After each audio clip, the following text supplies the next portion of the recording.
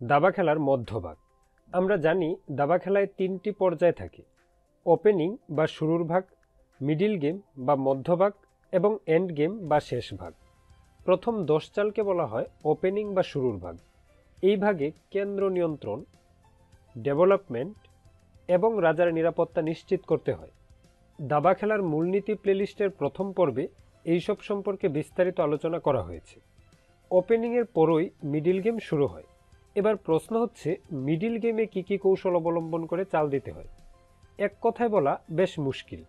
এই ভিডিওতে কিছু উদাহরণের মাধ্যমে পর্যায়ক্রমে মিডিল গেমের কৌশল বর্ণনা করা হবে, তাই সম্পূর্ণরূপে বুঝতে আগ্রহীদের সম্পূর্ণ ভিডিওটি দেখার অনুরোধ রইল। গ্র্যান্ডমাস্টাররা দীর্ঘদিন পরিশ্রম করে ওপেনিংয়ে নিখুঁতভাবে চাল দিয়ে থাকে, তাই তাদের খেলা মূলত মধ্যভাগের উপরই নির্ভর করে। মধ্যভাগে তাদের কখনোই কোনো অপ্রয়োজনীয় চাল দিতে দেখা যায় না। তাদের যে কোনো চালের পিছনেই থাকে তীক্ষ্ণ যুক্তি। অতএব প্রথম কথা হচ্ছে, মধ্যভাগে কখনোই কোনো অপ্রয়োজনীয় চাল দেয়া যাবে না। মধ্যভাগে পণ চালার ক্ষেত্রে অবশ্যই সাবধানতা অবলম্বন করতে হবে। এলোমেলোভাবে পণ চালা যাবে না। যদি এলোমেলোভাবে পণ চালা হয় তবে প্রতিপক্ষ পণকে সহজেই অ্যাটাক করতে পারে, যা আটকানো কঠিন। তাই সবসময় উইক পণ স্ট্রাকচার অ্যাভয়েড করে স্ট্রং পণ স্ট্রাকচার বিল্ড আপ করতে হবে। পণ স্ট্রাকচার বেসিক্স পর্বটিতে আমরা বিস্তারিতভাবে আলোচনা করেছি যে কোন ধরনের পণ স্ট্রাকচার খেলোয়াড়ের দুর্বলতার প্রতীক এবং কোন ধরনের পণ স্ট্রাকচার খেলোয়াড়ের লক্ষ্য হওয়া উচিত। যদি আপনি এইসব বিষয় জেনে না থাকেন তবে ভিডিও দুটির মাধ্যমে জেনে নিতে পারেন। ডেভেলপমেন্ট শেষ না হলে অবশ্যই ডেভেলপমেন্ট করতে হবে।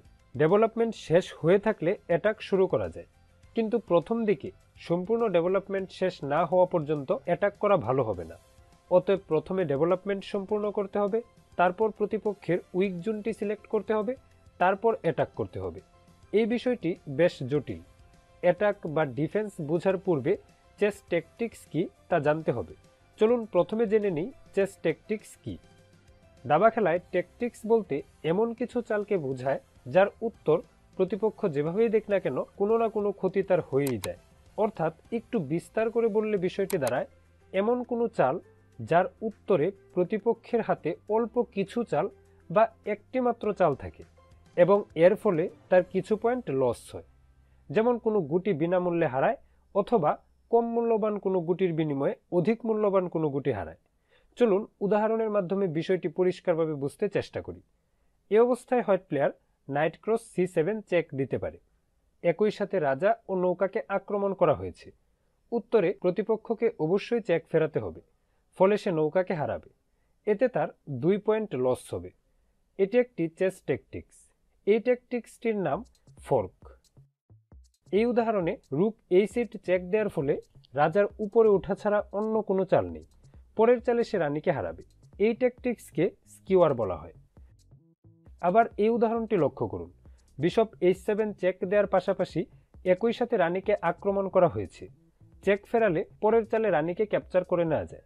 এই ট্যাকটিক্সটির নাম ডিসকভার অ্যাটাক। দাবা খেলায় এইরকম অনেক ট্যাকটিক্স আছে, যেমন overloading, deflection, pin, decoy, x-ray ইত্যাদি।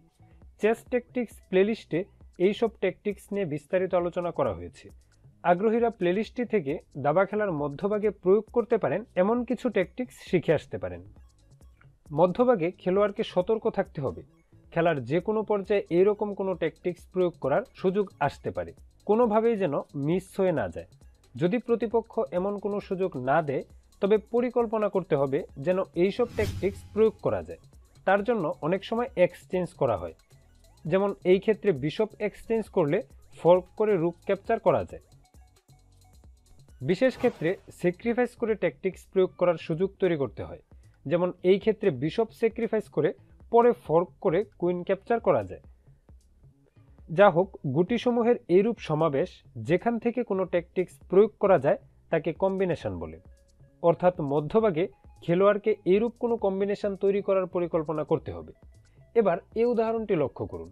D4, D5, night C3, night C6, E4, E6, E5, bishop B4, bishop D3, night G2, E7, night F3, castling. 6 চাল পর খেলার অবস্থা হয়েছে এইরকম। কোনো গুটি ক্যাপচার করা হয়নি। মনে হচ্ছে উভয়ের অবস্থা একই রকম, কিন্তু আপনি জেনে অবাক হবেন যে এই অবস্থায় সাদা 6 পয়েন্ট। অর্থাৎ 2টি বিশপের সমমান পয়েন্ট লাভ করতে পারে। কালো কোনোভাবেই তা আটকাতে পারে না, অর্থাৎ এটি এমন এক কম্বিনেশন যা থেকে 6 পয়েন্ট লাভ করা যায়। চাইলে আপনি নিজে চেষ্টা করে দেখতে পারেন। বিষয়টি বুঝতে কিছুটা সময় লাগবে বলে গ্রিক গিফট স্যাক্রিফাইস পর্বটিতে এই সম্পর্কে বিস্তারিত আলোচনা করা হয়েছে। আগ্রহীরা গ্রিক গিফট স্যাক্রিফাইস পর্বটি দেখে আসতে পারেন। যা হোক, ভালো কম্বিনেশন থেকে কেবল পয়েন্ট নয়, চেকমেট পর্যন্ত দেয়া যায়। যেমন এই পজিশন থেকে চেকমেট দেয়া যায়। কিভাবে?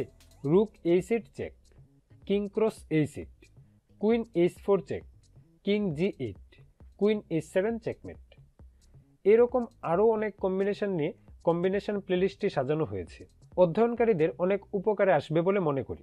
এখন যদি এই পর্বটিকে আমরা সামারাইজ করি, তবে মধ্যভাগের কিছু সূত্র পাওয়া যাবে।